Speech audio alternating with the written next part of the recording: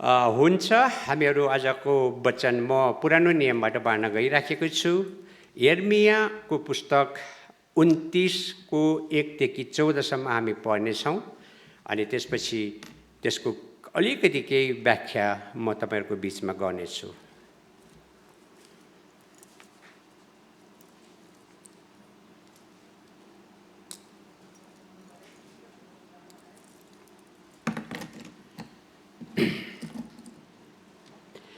यसरी लेखिएको छ, निर्वासित भएकाहरूलाई यर्मियाको पत्र।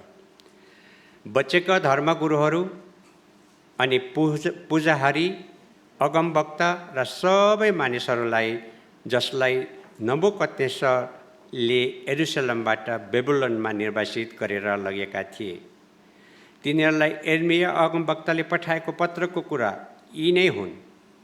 राजा यहोयाकिन, राजमाता, महलका अधिकृतहरू, यहुदा र यरुशलेमका अगुवाहरू, कारिगर र निपुण कलाकारहरू यरुशलेमबाट निर्वासित भएपछि यो पत्र लेखिएको हो। तिनले यो पत्र शापानका छोरा एलासा र हिल्कियाका छोरा गर्मायाहलाई जिम्मा दिए, जसलाई यहुदाका राजा सिदकियाहले राजा नबुकदनेस्सर कहाँ बेबुलोनमा पठाएका थिए। पत्र यस्तो थियो, यरुशलेमबाट बेबुलोनमा आफूले निर्वासन गरी लगेका सबैलाई सर्वशक्तिमान परमप्रभु इस्राएलका परमेश्वर यसो भन्नुहुन्छ, त्यहाँ तिमीहरू घर बनाएर बस, बारीहरू लगाओ र तिनका उब्जनीहरू खाओ, विवाहबरी गरेर छोराछोरीहरू जन्माओ, छोराहरूको निम्ति बुहारीहरू ल्याओ र छोरीहरूको विवाह गरिदेऊ र तिनीहरूले छोराछोरीहरू जन्माओ। त्यहाँ आफ्नो सङ्ख्या बढाओ, घटेर नजाओ। मैले तिमीहरूलाई निर्वासित गरेको सहरको भलो चिताओ र त्यसको निम्ति परमेश्वरसित प्रार्थना गर, किनभने त्यसको उन्नति भएकोमा नै तिमीहरूको उन्नति हुनेछ। हो, सर्वशक्तिमान परमप्रभु इस्राएलका परमेश्वर यसो भन्नुहुन्छ, तिमीहरूका बीचमा हुने तिमीहरूका अगमवक्ताहरू र जोखना हेर्नेहरूले तिमीहरूलाई धोका नदेऊन्। तिमीहरूको इच्छा अनुसार तिनीहरूले देखेका सपनाका कुराहरूमा ध्यान नदेऊ। तिनीहरूले मेरो नाउँमा तिमीहरूलाई झुटा अगमबानी कहन्छन्, मैले तिनीहरूलाई पठाएको होइन, परमप्रभु भन्नुहुन्छ। परमप्रभु यसो भन्नुहुन्छ, बेबुलोनको निम्ति 70 वर्ष पुरा भएपछि म तिमीहरू कहाँ आउनेछु र तिमीहरूलाई यस ठाउँमा फर्काएर ल्याउनेछु भने मेरो कृपाको प्रतिज्ञा म पुरा गर्नेछु। किनभने जुन योजनाहरू मैले तिमीहरूका निम्ति बनाएको छु ती म जान्दछु, परमप्रभु भन्नुहुन्छ। ती तिमीहरूको उन्नतिको निम्ति हुन्, नोक्सानीको निम्ति होइन, तिमीहरूलाई आशा र भविष्य दिनलाई। तब तिनीहरू म कहाँ आउनेछौ र मलाई प्रार्थना गर्नेछौ र म तिमीहरूको प्रार्थना ध्यानसित सुन्नेछु। जब तिमीहरूले आफ्ना सारा हृदयले मलाई खोज्नेछौ, तब तिमीहरूले मलाई खोजेर पाउनेछौ, तिमीहरूले मलाई भेट्टाउनेछौ, परमप्रभु भन्नुहुन्छ। र कैदबाट म तिमीहरूलाई फर्काइ ल्याउनेछु। मैले तिमीहरूलाई निर्वासन गरेर पठाएका सबै जातिहरू र ठाउँहरूदेखि म तिमीहरूलाई जम्मा गर्नेछु, परमप्रभु भन्नुहुन्छ। र जुन ठाउँदेखि मैले तिमीहरूलाई निर्वासित गरेर पठाएको थिएँ त्यही ठाउँमा म तिमीहरूलाई फेरि फर्काइ ल्याउनेछु। यर्मिया अगमवक्ताले करिब आफ्नो जीवनको 40 वर्षसम्म चाहिँ भविष्यवाणी गरेको कुरा हामी कमेन्ट्रीहरूमा अथवा टिप्पणीहरूमा पाउँछौँ। अनि यो यर्मियाको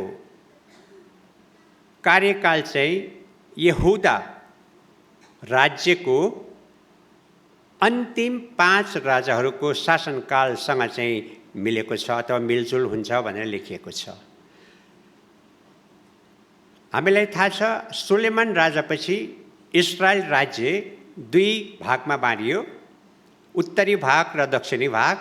अनि दक्षिणी भागको राज्य चाहिँ यहुदा भनिन्छ। अनि त्यो यहुदाको राज्यको अन्तिम, त्यहाँ धेरै राजाहरू भएका छन्, तर अन्तिम 5 राजाहरूको शासनकालमा चाहिँ करिब करिब 40 वर्षको समयसम्म यिर्मयाले यो अगमबानी, परमेश्वरको अगमबानी गरेको कुराहरू चाहिँ हामी पाउँछौँ।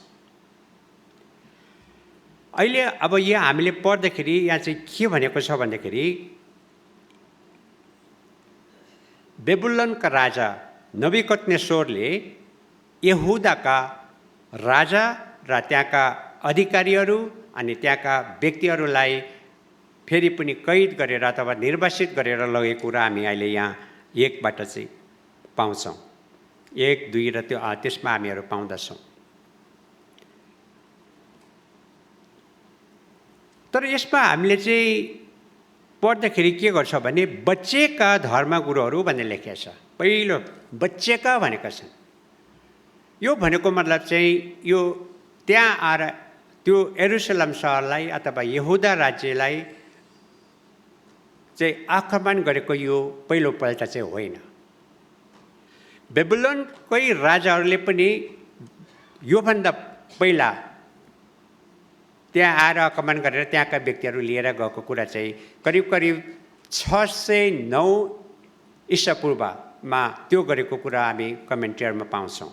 अहिले यो दोस्रोपल्टको कुरा हो। यो दोस्रोपल्ट जब उनीहरू आएर बेबुलोनको राजा नबुकदनेस्सरले कैदी बनाएर लगेको वर्ष चाहिँ करिब करिब 886 ईसा पूर्व भनेर भनिन्छ। बेबुलोनले मात्रै होइन, इस्रायलमा त्यहाँका यहुदीहरू अनि त्यहाँका राज्यमा मिश्र देशका राजाहरूले, आसुरका राजाहरूले, अरू विभिन्न राजाहरूले घरिघरि आक्रमण गरेर ध्वस्त पारेको अथवा कैद गरेको कुरा चाहिँ हामी बाइबलको इतिहासमा पुरानो नियममा पाउँछौँ। तर त्यो कुरातिर अहिले हामी नजाउँ। अब आजको यो खण्डबाट हामीहरू केही कुरा हेरौँ। यहाँ चाहिँ बचेकाहरू भनेर भनेको छ। यति बेला चाहिँ कोले लगेको रहेछ भन्दाखेरि 2मा हेर्दाखेरि राजा यहोकिन, राजमाता, महलका अधिकृतहरू, यहुदा र यरुशलेमका अगुवाहरू, कारिगरहरू र निपुण कलाकारहरू यरुशलेमबाट निर्वासित भएपछि यो पत्र लेखिएको। नबुकदनेस्सर राजा एकदम चलाक राजा थियो। यहुदा र यरुशलेममा आएर त्यहाँ आक्रमण गरेर त्यहाँबाट सबै राम्रो कुराहरू मात्रै लगेका छन्। राजालाई लगेको छ, राजमातालाई लगेको छ, पुजारीहरूलाई लगेको छ, अधिकारीहरूलाई लगेको छ, कारिगरीहरूलाई लगेको छ, निपुण एकदम स्किल व्यक्तिहरूलाई मात्रै लिएर गएको छ। काम नलाग्नेलाई त्यही छोडेको छ। यो कुरा चाहिँ यसबाट हामीले बुझ्छौँ। अनि यो पत्र चाहिँ कसले लेखेको छ भन्दाखेरि यिर्मयालाई चाहिँ परमेश्वरको आगमबानी अनुसार यो पत्र लेख्यो, यिर्मयाले लेख्यो होइन। अनि सपनको छोरा एलासा र हिल्कियाका छोरा गर्मायाललाई जिम्मा दियो यिर्मयाले। अनि तिनीहरूले चाहिँ के गर्यो त, अब यहुदाका राजा सिदकियाले राजा नबुकदनेस्सरका बेबुलोनमा पठाएको थियो। त्यति बेला चाहिँ यहुदामा को राजा चाहिँ को रहेछ त, सिदकिया भन्ने चाहिँ ती रहेछ। अनि सिदकियाले चाहिँ सिदकियासँग अथवा यहुदामा चाहिँ र बेबुलोनको राजा नबुकदनेस्सरको बिचमा अझै पनि त्यो सम्बन्ध भइराखेकै कुरा चाहिँ हामी देख्छौँ। र त्यो चिठी चाहिँ बेबुलोनमा नबुकदनेस्सर राजा कहाँ पठाएको रहेछ। किनभने एक थरी मान्छेहरूलाई त मैले अघि नै भने, माथि भनेअनुसार त्यहाँ निर्वासित गरेर लगिएका थियो। अब 4मा आएर हेर्दाखेरि यहाँ के भनेको छ भने यरुशलेमबाट बेबुलोनमा आफूले निर्वासन गरी लगेका सबैलाई सर्वशक्तिमान परमप्रभु इस्रायलका परमेश्वर यसो भन्नुहुन्छ। माथि हेर्दाखेरि नबुकदनेस्सरले आएर आक्रमण गरेर बन्दी बनाएर लगेको कुरा हामी पाउँछौँ। तर वास्तवमा अब यो खण्डमा हेर्ने हो भनेदेखि यो निर्वासित गरेर लगिने काम चाहिँ परमेश्वर आफैले गर्नुभएको, परमेश्वर आफैले गर्नुभएको हो। नबुकदनेस्सर राजा त एउटा औजार मात्रै थियो, एउटा माध्यम मात्रै थियो। अनि परमेश्वरले आफ्नै शक्तिले, आफ्नै इच्छाले, आफ्नै योजना अनुसार यिनीहरूलाई बन्दी बनाएर पठाएको कुरा चाहिँ यहाँ हामीले बुझ्नुपर्छ। त्यसो हो भने हामी भन्न सक्छौँ कि परमेश्वर त्यस्तो निर्दयी हुनुहुन्छ कि आफ्नो प्रजालाई अरू राजाको अधिकारमा अथवा अरू राजाको बन्दीको रूपमा पठाउन सक्ने, कि परमेश्वरले यहुदाका मानिसहरूलाई चाहिँ प्रेम गरेका थिएनन् कि उनीहरूलाई वास्ता गरेका थिएनन् भन्ने प्रश्न उठ्न सक्छ। त्यसो होइन, उहाँ अनुग्रही हुनुहुन्छ, उहाँ प्रेमिलो हुनुहुन्छ। हामी पुरानो नियममा हेर्ने हो भनेदेखि सिनाई पर्वतमा परमेश्वरले 10 आज्ञा दिनुभएको छ, व्यवस्था दिनुभएको छ। अनि त्यो व्यवस्थामध्ये सबैभन्दा महत्त्वपूर्ण कुरा चाहिँ के छ भन्दाखेरि तिमीहरूले मलाई मात्रै मान्नु, मलाई मात्रै पुज्नु, मदेखि बाहेक अरू केही कुरालाई पनि नपुज्नु, म डाही परमेश्वर हुँ भनेर त्यहाँ व्यवस्था दिएको थियो। टिप्पणीहरूमा हेर्ने हो भनेदेखि त्यो व्यवस्था दिएको र अहिले यो दोस्रोपल्ट निर्वासित गएर जाँदाको समय चाहिँ कति वर्ष हो? 900 वर्ष, 900 वर्ष पुगेको छ भनेर भनेको छ।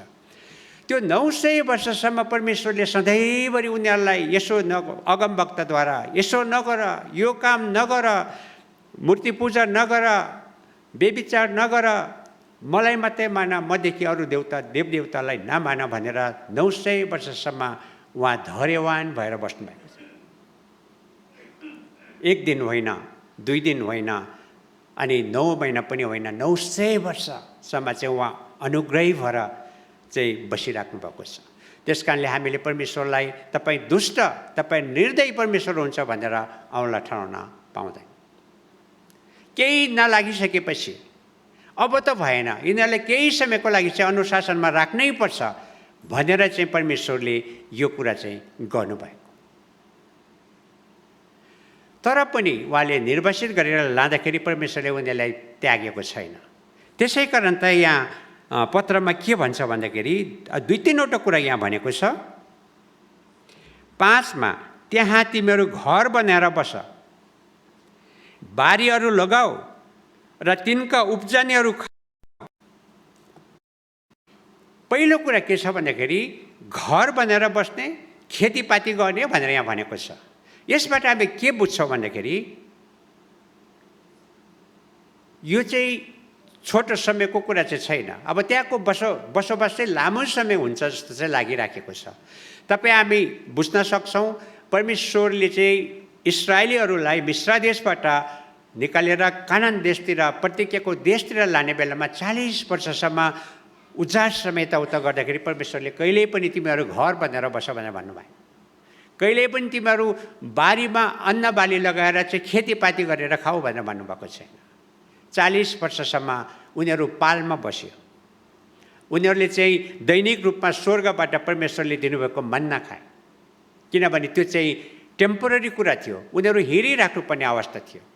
तर यहाँ के भनेको छ, तिमीहरू के घरहरू बनाऊ र खेतीपाती लगाऊ र त्यहीबाट उब्जनीबाट खाऊ भनेर त्यहाँ चाहिँ आदेश दिएर पत्र लेखेको छ। एउटा कुरा।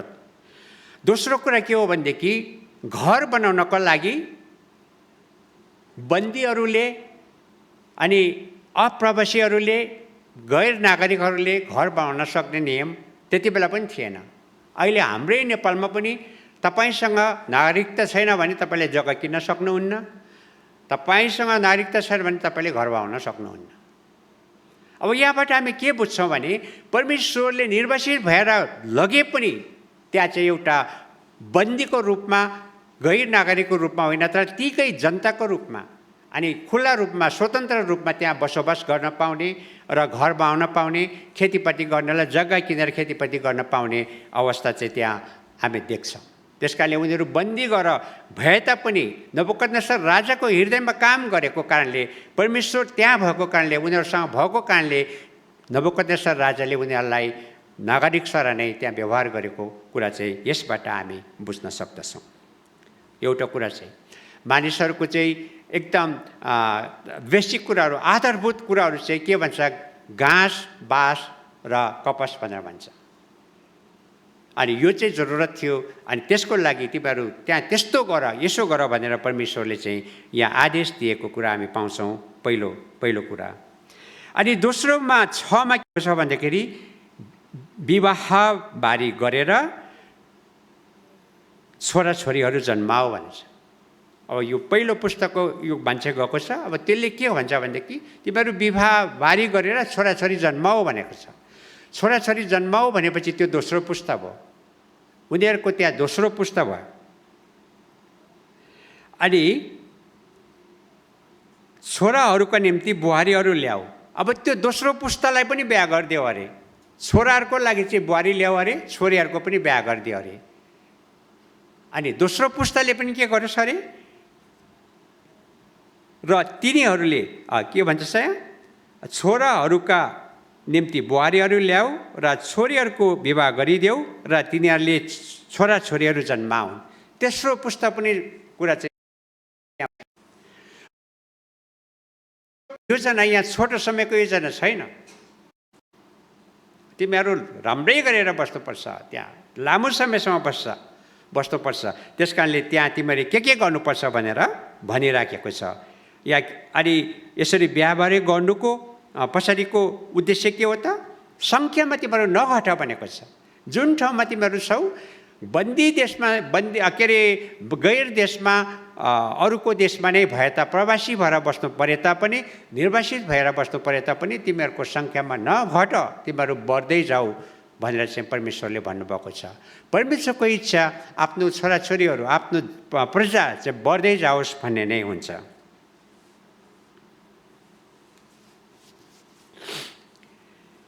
अनि 7मा के भनेको छ भने मैले तिमीहरूलाई निर्वासित गरेको सहरको भलो चिताऊ। अब यहाँ हेर्नुहोस् है, साँच्चै भन्ने हो भनेदेखि त त्यो त शत्रुको देश हो नि। अनि जसले चाहिँ निर्वासित गरेर त्यहाँ लगेको छ, साँच्चै भन्यो भने त उनीहरूप्रति त त्यो ठाउँको लागि त उनीहरूको केही वास्ता छैन, घृणा हुनुपर्ने हो। तर के भन्दैछ? भलो चिताऊ भनेर भनेको छ। त्यसको निम्ति परमप्रभुसित प्रार्थना गर, किनभने त्यसको उन्नति भएकोमा नै तिमीहरूको उन्नति हुनेछ। यहाँ परमेश्वरले के भन्दै हुनुहुन्छ? यद्यपि तिमीहरू अरू प्राय देशमा छौ, अनि त्यहाँका देशका जनताहरू, राजा तिमीहरूको आफ्नै व्यक्ति होइन, आफ्नै मान्छे होइन, तिनीहरूको व्यवस्था गर भनेर भन्नुभएको छैन। तिमीहरू चाहिँ त्यो देशको लागि, त्यो ठाउँको लागि, त्यो राजाको लागि परमेश्वरसँग प्रार्थना गर भनेको छ, ताकि परमेश्वरको शान्ति त्यो देशमा पनि आएको होस्। अनि परमेश्वरको शान्ति अथवा सलोम भन्छ, त्यो ठाउँमा चाहिँ भयो भनेदेखि तिमीहरूको उन्नति हुनेछ र त्यो देशको उन्नति हुनेछ। त्यहाँ चाहिँ समृद्धि आउनेछ, त्यहाँ चाहिँ शान्ति आउनेछ र त्यो शान्ति समृद्धि तिमीहरूको पनि शान्ति र समृद्धि हो भनेर भनेको छ।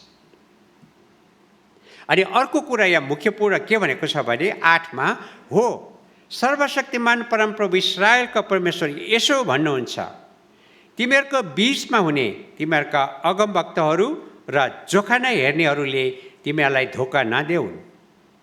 तिमीहरूको इच्छा अनुसार तिनीहरूले देखेका सपनाका कुराहरूमा ध्यान नदेऊ। तिनीहरूले मेरो नाउँमा तिमीहरूलाई झुटा अगमबानी कहन्छन्। मैले तिमीहरूलाई पठाएको होइन, परमप्रभु भन्नुहुन्छ। अब यहाँ चाहिँ के भन्न खोजेको भने 28मा, च्याप्टर 28को 1देखि अलिकति तल हेऱ्यो भने यहाँ हामी पढ्न सक्छौँ। त्यो म पढ्छु तपाईँहरूको बिचमा। यिर्मया 28मा, त्यही वर्ष यहुदाका राजा सिदकियाका राजकालको 4औं वर्षको 5औं महिनामा अन्जुरका छोरा गिब्योनमा बस्ने हनन्याह अगमवक्ताले परमप्रभुको भवनमा पुजारीहरू र सारा मानिसहरूका सामुन्ने मलाई भने, यिर्मयाले भन्दैछ, सर्वशक्तिमान परमप्रभु इस्राएलका परमेश्वर बोल्दैछ हनन्याहले, म बेबुलोन राजाको जुवा भाँचिदिनेछु।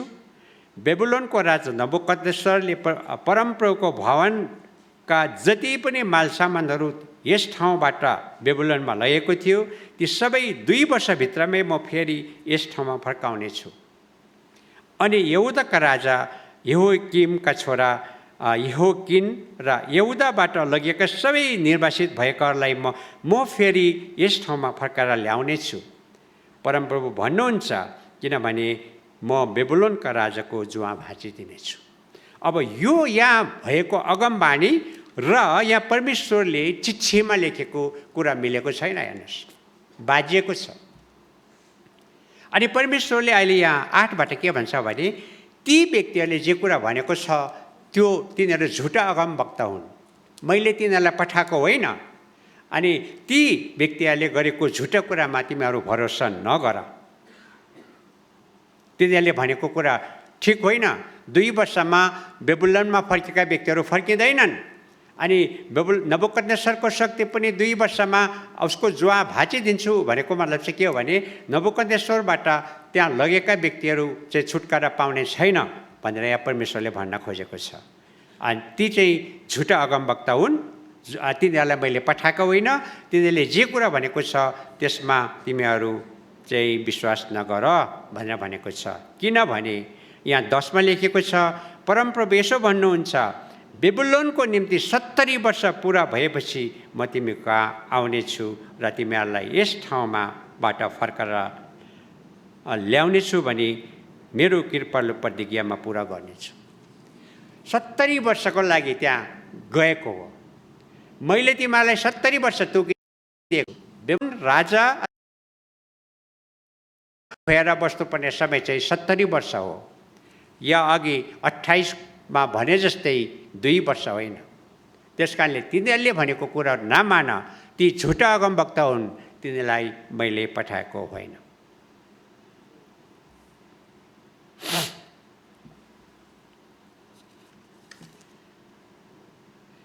अब 10 देखि तल 11, 12 तिर चाहिँ 10, 11 र 11मा चाहिँ परमेश्वरको योजनाको बारेमा भनेको छ। एकदम मलाई मनपर्ने खण्ड हो यो। म फेरि पढ्छु। परमप्रभु यसो भन्नुहुन्छ, बेबुलोनको निम्ति 70 वर्ष पुरा भएपछि म तिमीहरू कहाँ आउनेछु। यो भनेको मतलब चाहिँ त्यति बेला मात्रै आउने होइन। परमेश्वर त उहाँहरूसँगै अहिले पनि हुनुहुन्छ, तर त्यति बेला चाहिँ देखाउनको लागि, काम गर्नको लागि आउनुहुनेछु भनेछ। र तिमीहरूलाई यस ठाउँमा फर्काएर ल्याउनेछु भने मेरो कृपालु प्रतिज्ञा म पुरा गर्नेछु। परमेश्वरको आफ्नो योजनाअनुसार 70 वर्ष पुरा भइसकेपछि त्यस ठाउँबाट फर्काउने जिम्मा अथवा त्यसको कुरा पनि यहाँ भनिराखेको छ। 11मा, किनभने जुन योजनाहरू मैले तिमीहरूका निम्ति बनाएको छु ती म जान्दछु। परमेश्वरले बनाएका योजनाहरू त्यत्तिकै बिना सिद्धिमा आएको कुरा होइन। जुन योजनाहरू उहाँले त्यो आफ्नो जनताको लागि, अहिले निर्वासित भएर बसेका जनताको लागि बनाएको छ, त्यो योजना उहाँ राम्रोसँग बुझ्नुहुन्छ। मैले के गर्नुपर्छ, म कसरी गर्छु, के गर्छु, कसरी यिनीहरूलाई फेरि त्यहाँबाट फर्काउँछु भन्ने योजनाहरू चाहिँ उहाँले राम्रोसँग जान्दछु भनेको छ। त्यो कुरा म बिर्सेको छुइनँ, त्यो म बिर्सिदिनँ, म राम्रोसँग जान्दछु, सम्झन्छु भनेर यहाँ भन्नुभएको छ। परमप्रभु भन्नुहुन्छ, तिमीहरूको उन्नतिको निम्ति हुन्, नोक्सानीको निम्ति होइन, तिमीहरूलाई आशा र भविष्य दिनलाई। अनि जुन योजनाहरू मैले बनाएको छु तिमीहरूको लागि 70 वर्षपछि, ती योजनाहरू तिमीहरूको उन्नतिको लागि हुन्, तिमीहरूको नोक्सानीको लागि होइन, र तिमीहरूलाई भविष्य दिनको लागि हो भनेर भरोसा दिलाउन चाहनुहुन्छ।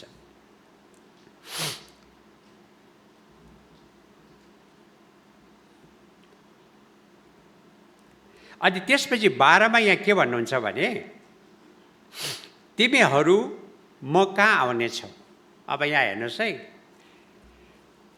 यो यिर्मयाको 1देखि 25सम्म तपाईँले हेर्नुभयो भने त्यहाँ चाहिँ के छ भनेदेखि धेरै नराम्रो कामहरू त उनीहरूले गरेको छ। त्यसमा पनि सबभन्दा परमेश्वरलाई मन नपर्ने चाहिँ आत्मिकी व्यभिचार, मूर्ति पूजा, परमेश्वरलाई नमानेर अन्य देवदेवताहरूलाई मानेको कुरा पाउँछौँ। यिर्मयाको पछि गएर तपाईँले पढ्नुभयो भने च्याप्टर 1देखि 25सम्म घरिघरि तिमीहरू झ्याम्म परेको रूपतिर व्यभिचार गर्छौ, डाँडातिर तिमीहरू गएर व्यभिचार गर्छौ भनेर भनिराखेको छ। त्यो व्यभिचार भनेको चाहिँ साँच्चै नै शारीरिक व्यभिचार गर्यो भनेको होइन, त्यो आत्मिक व्यभिचारको बारेमा त्यहाँ भन्दैछ। झ्याम्म परेको रूपमा गएर पूजा गरेको, डाँडाको थानहरूमा गएर पूजा गरेको, अन्य देवदेवताहरूलाई मानेको कुरा, मदेखि टाढा गएको कुरा मलाई छोडेर टाढा भएको कुरा चाहिँ त्यहाँ भनिराखेको छ। तर अहिले 12मा गएर के भन्नेछौ भनेदेखि तब तिमीहरू मौका आउनेछौ। मेरो योजनामा यो पनि छ कि तिमीहरू अब आफ्नो पहिलाको पुरानो चलचलन अरूलाई गरेर अब मौका फर्किनेछौ, मौका आउनेछौ भनेर भन्दछ। परमेश्वरले गर्ने कुराहरू मात्रै होइन, उहाँको योजनामा उहाँको जनता फेरि पनि परमेश्वरमा फर्केर आउने कुरा पनि यहाँ गरेको छ। तब तिमीहरू मौका आउनेछौ र मलाई प्रार्थना गर्नेछौ। र अब प्रार्थना गर्नेछौ, मौका आएर मलाई प्रार्थना गर्नेछौ भनेको मतलब मौका फर्किनेछौ। तिमीहरूले अन्य देवी देवतालाई मान्ने कुरा छोडेर मलाई मान्नेछौ भन्न खोजेको यहाँ। अनि त्यसपछि र म तिमीहरूको प्रार्थना ध्यानसित सुन्नेछु। जब तिमीहरू फर्केर पश्चातापी भएर मौका आउनेछौ र मसँग प्रार्थना गर्नेछौ अनि म तिमीहरूको प्रार्थना ध्यानसित सुन्नेछु।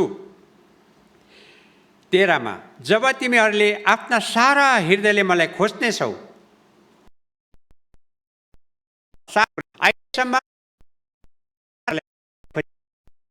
अन्य देवदेवतालाई पुजेको थियो, परमेश्वरलाई छोडेर अन्य ठाउँमा गएको थियो। त्यसै कारणले त परमेश्वरले उनीहरूलाई अनुशासनमा राख्नुभयो। अब यहाँ के भन्नेछ भने 13मा जब तिमीहरूले आफ्ना सारा हृदयले मलाई खोज्नेछौ तब तिमीहरूले मलाई खोजेर पाउनेछौ। म तिमीहरू कहाँ प्रकट हुनेछु, तिमीहरूले पाउनेछौ। जब खोज्नेछौ तिमीहरूले पाउनेछौ। तिमीहरूले मलाई भेट्टाउनेछौ भनेको छ। एकदम स्ट्रेस दिएर पाउनेछौ र भेट्टाउनेछौ एउटै कुरा हो र स्ट्रेस दिएर दुईपल्ट यहाँ भनेको कुरा पाउँछौ। परमप्रभु भन्नुहुन्छ र कैदबाट म तिमीहरूलाई फर्काइ ल्याउनेछु।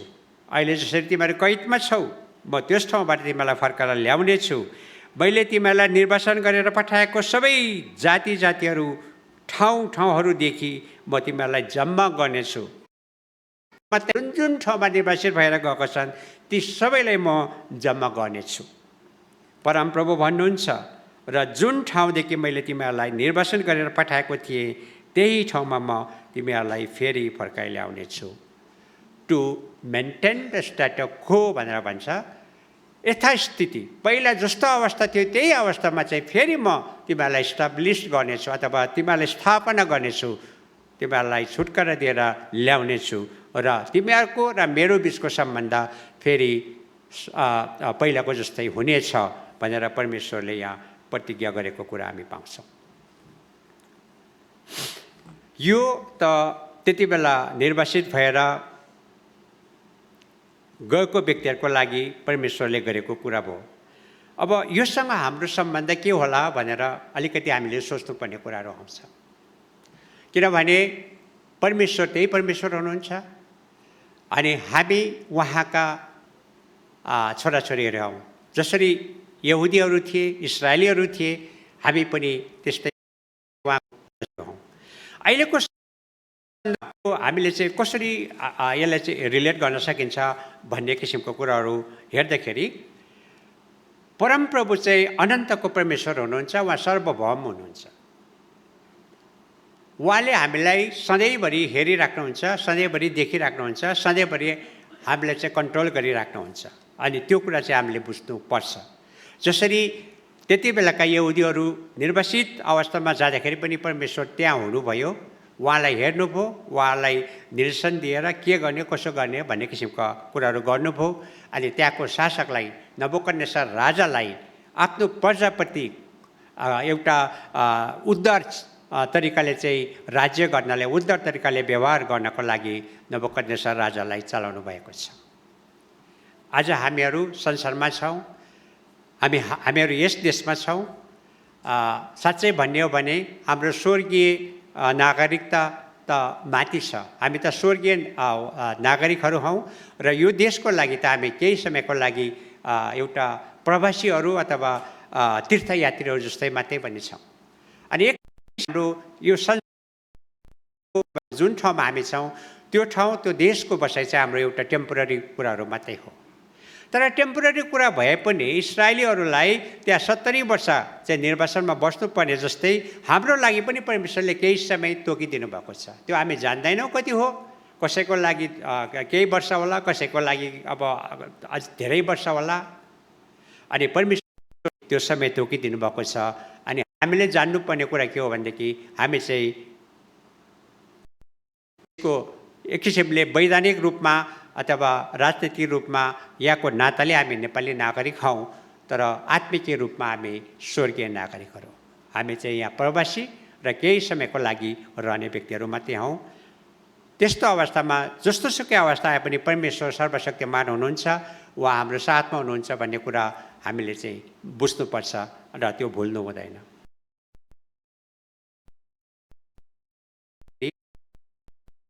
व्यवस्था पुरानो नियममा भने जस्तै म डाही परमेश्वर हुँ, म डाहा गर्छु, तिमीहरूले अरूलाई पुजेको म चाहन्न, अरू म छोडेर अरूलाई मानेको कुरा म सहन्न।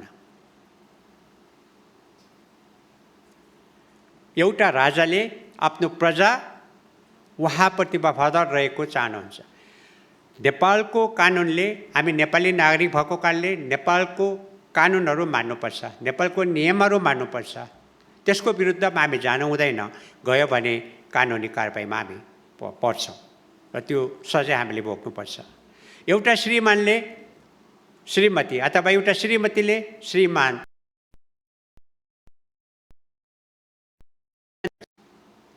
त्योदेखि अन्यसँग व्यवहार गर्यो, अन्यसँग सम्बन्ध राख्यो भनेदेखि त्यो चाहिँ एउटा त्यो विवाह चाहिँ टुट्छ।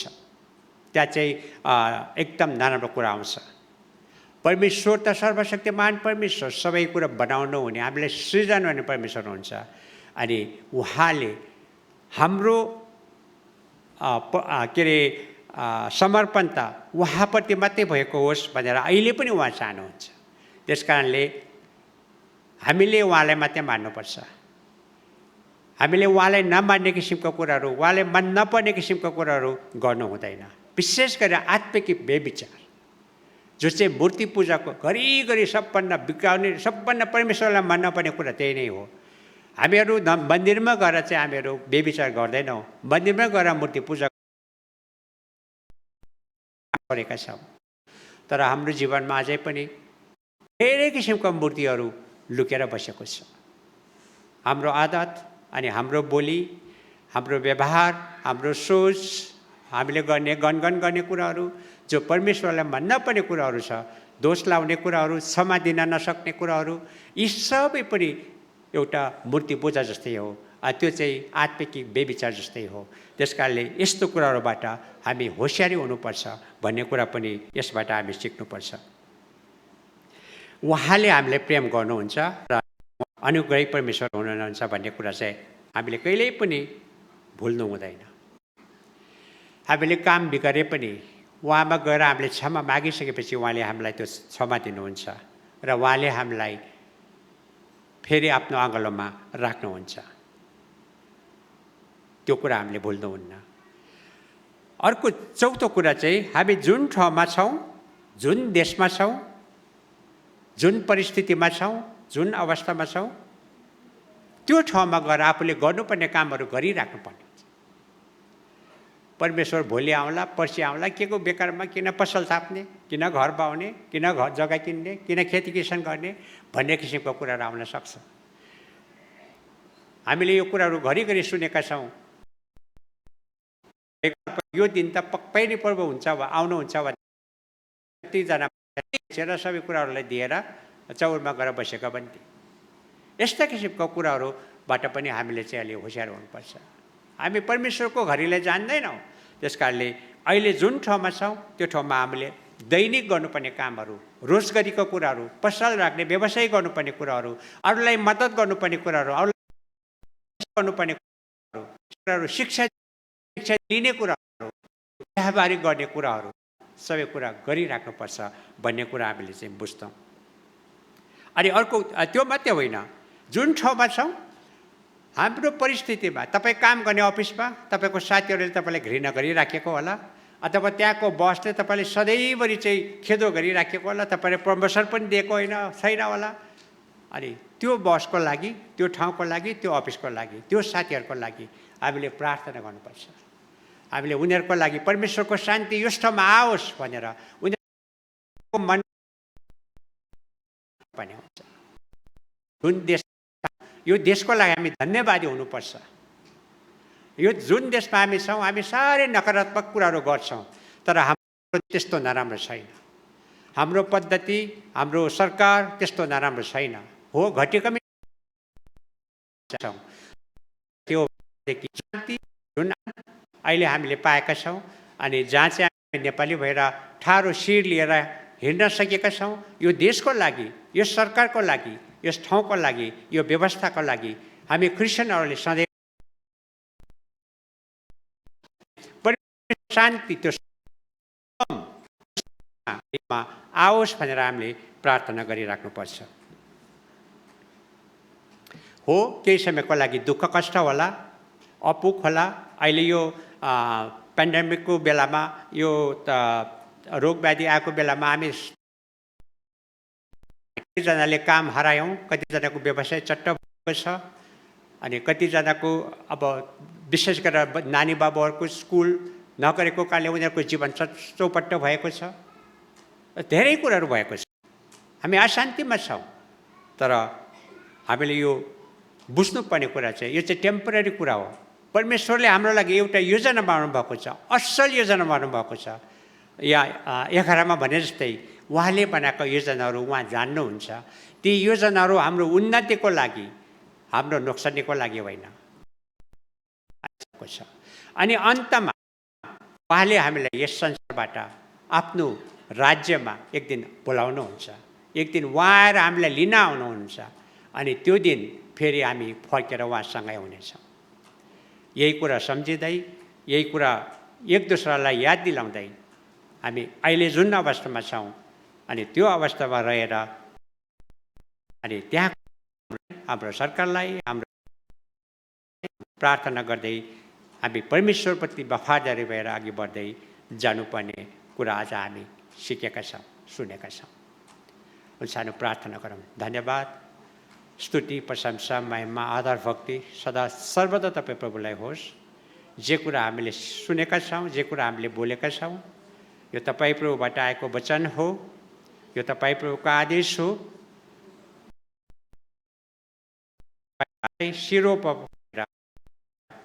हामी जुन ठाउँमा छौँ, जुन अवस्थामा छौँ, तपाईँलाई धन्यवाद दिँदै अनि त्यो अवस्थाको लागि प्रार्थना गर्न सकौँ, र त्यो देशको लागि, यो देशको लागि, हाम्रो साथीभाइहरूको लागि, हाम्रो सरकारको लागि, हाम्रो व्यवस्थाको लागि हामी प्रार्थना गर्न सकौँ। शान्ति, सलोम, जो संसारको शान्ति अचम्म त्यो सबै भएको होस्, र तपाईँ प्रभुले हामीलाई बनाउनु भएको योजना अवश्य पुरा हुन्छ भन्ने कुरा सम्झिँदै हामी अघि बढ्न सकौँ। धन्यवाद